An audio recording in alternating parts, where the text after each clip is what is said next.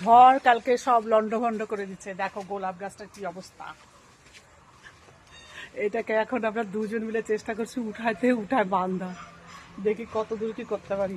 দেখো দড়ি এই যে নিচ দিয়ে নিয়ে আরো টানো, নিচ দিয়ে এরকম করে উঠায় বাঁধতে লাগবে। গোলাপ গাছটা যা অবস্থা করছে এই ঝড়, ছাড়লেও পড়ে যাবে।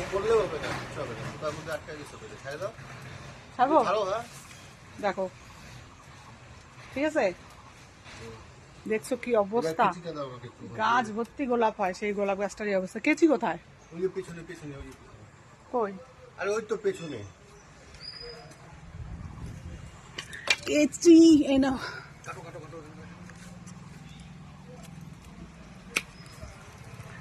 গন্ধরাজ গাছটার অবস্থা দেখো, এই দেখো গন্ধরাজ গাছটাকে শেষ করে দিচ্ছে ঝড়।